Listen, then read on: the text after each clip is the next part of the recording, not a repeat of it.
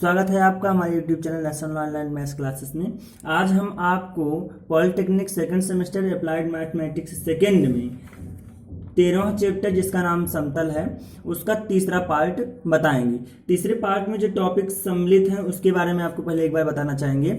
इसमें जो टॉपिक्स हैं वो है समतल के व्यापक समीकरण, मतलब कि समतल का व्यापक समीकरण को लंब रूप में बदलने की बात इसमें कही गई है। और इसमें कहा गया है दिए हुए समतल के समांतर समतल का समीकरण जो ज्ञात करना है उसके बारे में हम इस वीडियो में चर्चा करेंगे। और दो समतल के परिच्छेद रेखा से जाने वाले समतल के समीकरण के बारे में भी, तथा किसी बिंदु से समतल की दूरी और इसी प्रकार से आगे की बिंदुओं में अध्ययन करेंगे। दो समांतर समतलों के बीच की दूरी, दो समतलों के बीच का कोण, विशिष्ट समतलों के समीकरण इत्यादि के बारे में हम चर्चा करेंगे। ठीक, तो वीडियो स्टार्ट करने से पहले अगर आपने हमारे चैनल को सब्सक्राइब नहीं किया सबसे पहले सब्सक्राइब कीजिए, लाइक कीजिए और अपने दोस्तों के साथ शेयर जरूर कीजिए। अब बात आती है टॉपिक की, तो देखिए समतल के व्यापक समीकरण को लंब रूप में बदलना, उसकी कुछ क्रिया विधि है, उससे कुछ वर्किंग मेथड है, उसके बारे में आपको हम आज बताएंगे। देखिए सर्वप्रथम हमें मान लेते हैं कोई एक समीकरण है, समतल का समीकरण है जो है ax plus b y plus c z plus d equal to 0। ये सामान्य समीकरण होता है और व्यापक समीकरण भी इसे कहते हैं। इसके बाद इसे लंब रूप में l x plus m y plus n z बराबर पी में बदलना है। ये देखिए लंब रूप इससे क्या है, l x plus m y plus n z equal to p के रूप में हमें बदलना है इसको। तो इसके लिए हमें निम्न स्टेप्स का पालन करना होगा, निम्न क्रिया विधि की पालन करना होगा। अगर निम्न क्रिया विधि का पालन करेंगे तो क्या करेंगे, हमारा जो ये व्यापक समीकरण है इसको आराम से लंब रूप में बदल सकते हैं और किसी प्रकार की कोई कठिनाई नहीं होती है। पहला स्टेप जो है, मान लेते हैं एक्स वाई तथा जेड वाले पद को बाएं पक्ष तथा अचर पद डी को दाहिने पक्ष में रख लेते हैं। दैट मीन्स जो ऊपर ये देखिए, ऊपर देखिए जो कोई हमें व्यापक समीकरण दिया है इसको हम a x plus b y plus c z यानी एक्स वाई जेड वाले पद को हमको बाएं तरफ रख देना है और इसको उसके दाहिने तरफ कर देना है। इस जो पहला स्टेप कहता है यही कहता है। फिर जो दूसरा स्टेप कहता है, यदि दाहिने पक्ष का अचर पद डी ऋणात्मक हो तो दोनों तरफ -1 से गुणा कर देते हैं। यानी कि अगर हम इसको पक्षांतर करने के बाद माइनस डी आता है, यहां से देखिए a x plus b y plus c z equal to करेंगे तो माइनस डी आएगा। तो अगर माइनस डी आता है या डी कोई भी ऋणात्मक आता है तो उसको दोनों पक्षों में हम लोग क्या कर देंगे, माइनस से गुणा करा देंगे, जिससे जो डी आए वो धनात्मक ही आए, ऋणात्मक ना आए। इस तरीके से अब आगे की वीडियो में चर्चा करते हैं। अगर धनात्मक कर लेते हैं, क्या लेते हैं, धनात्मक कर लेंगे। अब हमने बताया कि माइनस से दोनों पक्षों में गुणा करा करके उसको ऋणात्मक जो पद आया है आपका उसको धनात्मक कर लेते हैं। अब क्या कह रहा है कि प्रत्येक पद को, तीसरे स्टेप में जो कह रहा है, प्रत्येक पद को root over a square plus b square plus c square यानी कि यक्स का गुणांक प्लस का होल स्क्वायर प्लस वाई के गुणांक का होल स्क्वायर प्लस जेड के गुणांक का होल स्क्वायर पूरे का वर्गमूल यानी कि रूट से उस समीकरण के दोनों पक्ष में भाग देते हैं, जिससे कि हमारा क्या होता है, लंब रूप प्राप्त हो जाता है।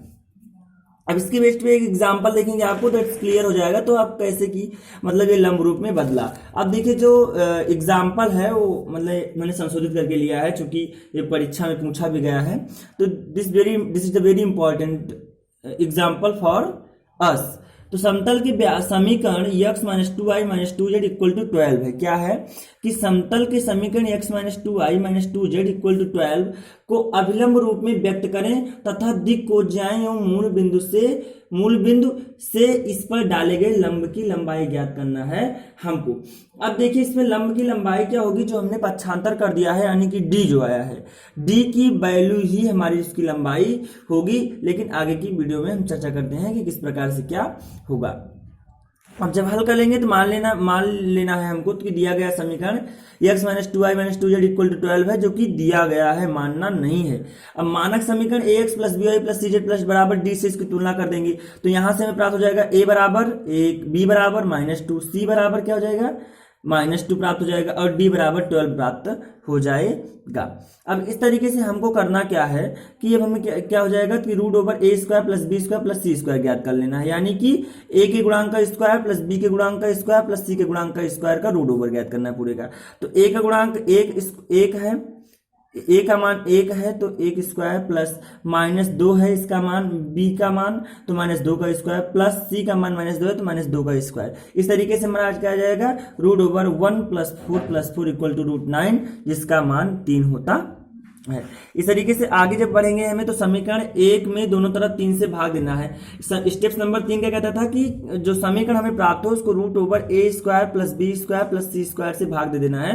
तो √a² + b² + c² की वैल्यू 3 आई, इसलिए हमें दोनों पक्षों में 3 से भाग दे देना है। तो x/3 - 2/3 - 2z/3 इक्वल टू 12/3, इसलिए हमारा समीकरण क्या हो जाएगा, x/3 - 2y/3 - 2z/3 equal to 3 चौको 12, 3 से 4, 3 से 12 कट जाएगा। ठीक, अब यह तल के अविलंब रूप का समीकरण मानक समीकरण LX + MY + NZ = P से तुलना करने पर, अब इसको तुलना कर देंगे तो दिक् को जाए कौन कौन से प्राप्त हो जाएंगे, L बराबर 1/3, M बराबर -2/3 और N बराबर -2/3, इस तरीके से हमें प्राप्त हो जाएगा। अब मूल बिंदु से समतल पर डाले गए लंब की लंबाई हमने कहा था जो D की वैल्यू आएगी इस समीकरण सॉल्व करने के बाद बाएं पक्ष में दाएं पक्ष में, उसी को हम लोग क्या मान लेंगे, लंबाई मान लेंगे। अब देखिए दिए हुए इस तरीके से एग्जाम्पल समाप्त हुआ। अब देखिए दिए हुए समतल के समानांतर क्या बोल रहा है, दिए हुए समतल के समानांतर समतल का समीकरण हमें ज्ञात करना है। अब मान लेते हैं, अब देखिए कोई भी अगर समतल का इस प्रकार से समीकरण ज्ञात करना है तो उसके लिए समतल AX + BY + CZ + D = 0 के समांतर समतल का समीकरण AX + BY + CZ + K, D की जगह K रख लेंगे और K की वैल्यू पुट निकालने के बाद हम इसी में K की वैल्यू पुट कर देंगे, जिससे कि क्या हो जाएगा, हमारा समानांतर समीकरण प्राप्त हो जाएगा। अब देखिए दो समतलों के परिच्छेद रेखा से जाने वाले समतल का समीकरण भी हमें ज्ञात करना है, क्योंकि हमने टॉपिक में आपको पहले बता दिया था कि आज हम इन विषयों पर इस वीडियो में चर्चा करेंगे। ठीक, तो इसमें क्या हो जाएगा, मान लेते हैं A1 = A1x + B1y + C1z + D1 = 0। अब इसी तरीके से A2 भी मान लेते हैं कि A2 = A2x + B2y + C2z + D2 = 0। ठीक, अब हम आगे क्या करेंगे कि दिए हुए समतलों के समीकरण हैं, ये जो दिए हैं दोनों समीकरण, दिए हुए समतल के दो समीकरण, हमने क्या बताया कि दो समतलों के परिच्छेद रेखा से जाने वाले समतल का समीकरण ज्ञात करना है, यानी कि दो समतल के समीकरण होना अनिवार्य है, इसलिए हमने दो समीकरण मान लिया है। अब दिए हुए समतलों के समीकरण है तो इनके परिच्छेदी रेखा से होकर जाने वाले समतल का समीकरण A1 + λ A2 = 0 से दिया जाता है या होता है, अर्थात अब इस समीकरण क्या हो जाएगा, अब देखिए यहां से A1 की वैल्यू पुट कर देंगे इस समीकरण में और A2 की वैल्यू यहाँ पुट कर देंगे, तो इस तरीके से इसको सब सॉल्व करेंगे तो x A1 + λ A2, इस तरीके से y × B1 + λ B2 + z × D1 + λ D2 + D1 + λ D2 हो जाएगा जो आया है। ठीक, यहाँ पे C हो जाएगा, D नहीं C2। अब यहाँ पे D1 + D2 = 0। अब क्या बोल रहा है कि यदि समतल x1 y1 z1 से होकर गुजरे तो एक में यह मान रखकर लेमडा का मान ज्ञात किया जाता है, जिसे समीकरण 2 में रखने पर समतल का समीकरण ज्ञात हो जाता है। डेट मीन्स यहीं से हम क्या कर देंगे, लेमडा का मान ज्ञात कर लेंगे। फिर लेमडा का मान ज्ञात करने के बाद हम लोग क्या करेंगे, उसको समीकरण 2 में पुट करने के पश्चात हमें क्या ज्ञात हो जाएगा, वो समतल का समीकरण ज्ञात हो जाएगा। दो समतलों के परिच्छेद रेखा से जाने वाले समतल का समीकरण ज्ञात हो जाएगा हमको। अब बात आती है दो समांतर तल समतलों के बीच की दूरी, जैसे दो समांतर समतलों के बीच की दूरी ज्ञात करने के लिए बात है, यानी कि distance between two parallel planes. तो इसके लिए हमें क्या होता है, यदि AX + BY + CZ + D1 = 0 तथा AX + BY + CZ + D2 = 0 तो दो समतल हों जिनके बीच की दूरी D हो, तो D बराबर क्या हो जाएगा, √D1 - D2 अपान √A² + B² + C² हो जाता। अब इसकी बेस्ट पे एक एग्जांपल आप देखेंगे तो काफी अच्छे तरीके से आपको क्लियर हो जाएगा।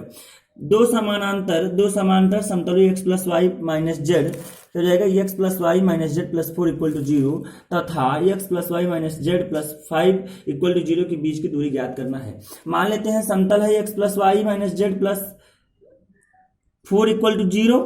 इस तरीके से कोई बिंदु कोई बिंदु क्या है, P x1 y1 z1 है, तो इस तरीके से हम x y z की जगह x1 y1 z1 रख देंगे, +4 = 0 हो जाएगा।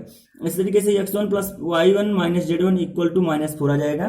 तो हम क्या जानते हैं यहाँ से अभिष्ट दूरी क्या हो जाएगी, बिंदु P x1 y1 z1 से समतल x plus y minus z plus 5 बराबर 0 पर लंब d बराबर क्या हो जाएगा कि दूरी हमें ज्ञात करना है, ये लंब है। ठीक, अब दूरी हमें क्या ज्ञात करना है, d बराबर क्या हो जाएगा x1 plus y1 minus z1 plus 5 अपान क्या हो जाएगा root over 1 square plus 1 square minus 1 square. इस तरीके से यहाँ आ जाएगा -4। इसकी वैल्यू कितनी है, x1 प्लस वाई1 माइनस z1 की वैल्यू यहाँ से देखिए -4 है, तो यहाँ से इसकी -4 प्लस 5 अपान रूट 3 हो जाएगा।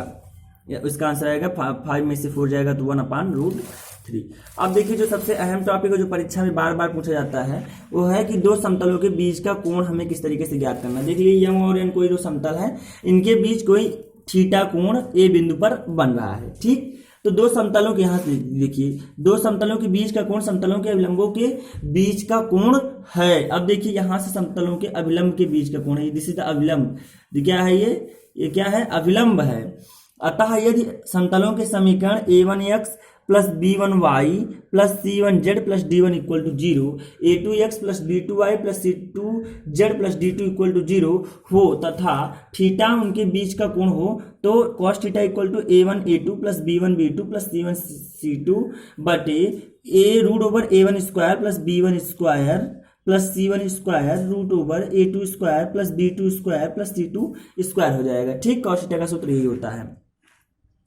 तो यहीं से cos थीटा का धनात्मक मान दोनों तलों के बीच के न्यून कोण को तथा ऋणात्मक मान अधिक कोण को बताता है। यानी कि अगर कोई कोण क्या आता है धनात्मक आता है तो वो न्यून कोण को बताता है, यानी कि 90 अंश से कम होगा उसका मान। अगर कोई ज्यादा आता है तो 90 अंश से अधिक होगा उसका मान, ये इसमें दर्शाया जाता है, जो कि पूरा इसका निचोड़ है।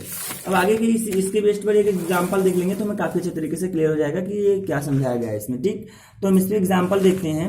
एग्जांपल हो जाएगा समतलों 2x plus y minus 2z plus 6 equal to 0 तथा 2x minus 3y plus 6z plus 18 equal to 0 के बीच का कोण हमें ज्ञात करना है। ये डिप्लोमा में आ भी चुका है 2011 में। तो इसके बारे में हम देख लेते हैं। माना तलों के बीच का कोण कितना है, cos theta equal to a1 a2 plus b1 b2 plus c1 c2 upon root over a1 square plus b1 square plus c1 square into root over a2 square plus b2 square plus c2 square. यहाँ पे क्या हो जाएगा, यहाँ पे a1 equal to 2 है, इस तरीके से समीकरण से निकालेंगे। a1 equal to 2, b1 equal to 1, c1 equal to -2। इस तरीके से a2 2, b2 -3 और c2 6 है। तो cos थीटा का हम फार्मूला जानते हैं। cos थीटा का क्या होता है, a1 a2 यानी कि 2 इंटू 2 प्लस b1 b2 यानी कि 1 इंटू -3 प्लस c1 c2 यानी कि -2 इंटू 6। इस तरीके से root over a1 square plus b1 square plus c1 square यानी कि 2 का स्क्वायर प्लस 1 का स्क्वायर प्लस -2 का स्क्वायर रूट ओवर 2 का स्क्वायर प्लस -3 का स्क्वायर प्लस 6 का स्क्वायर। इस तरीके से इसका आ जाएगा आंसर। अब क्या प्राप्त हो जाएगा हमें, 4 minus 3 minus 12 upon root over 4 plus 1 plus 4 root over 4 plus 9 plus 36। इस तरीके से 4 minus 15 upon root over 9 plus root over 49। इस तरीके से हमारा जो फॉर्मूला आएगा तो -11 अपान इसका रूट क्या हो जाएगा 3 और इसका रूट हो जाएगा 7। इस तरीके से आएगा 11 प्लस माइनस 11 बटे 21। और हमें cos थीटा बराबर क्या वैल्यू प्राप्त हुई, 11 बटे 21। तो हमें यहाँ से थीटा बराबर क्या हो जाएगा, cos इनवर्स 11 बटे 21। अब देखिए कुछ विशिष्ट समीकरण होते हैं, विशिष्ट समतलों के कुछ समीकरण हो, इसके बारे में ध्यान दीजिए। तो इसमें जो बताया गया है शॉर्ट में हम आपको बताते हैं, वाई जेड समतल के समांतर तथा इससे a दूरी पर इससे समतल का समीकरण x बराबर a होता है। x समतल के समांतर इससे b दूरी पर समीकरण x y बराबर b होता है। और x y के अगर इस तरीके से कोई समीकरण होता है तो z बराबर c होता है। इस तरह आज के इस वीडियो में आपका समतल नाम जो कि चैप्टर नंबर 13 है वह समाप्त हुआ। अगले वीडियो में आपको बताएंगे किस चैप्टर के बारे में। अगले वीडियो में हम आपको इसके सबसे लास्ट चैप्टर यानी कि सरल रेखा के बारे में बताने वाले हैं। तो वीडियो बहुत इंपॉर्टेंट होगा, आगे वाला भी ये बहुत इंपॉर्टेंट है, इसलिए चैनल को लाइक करना बिल्कुल ना भूलें, सब्सक्राइब कीजिए तथा अपने दोस्तों के साथ शेयर जरूर कीजिए। Thank you.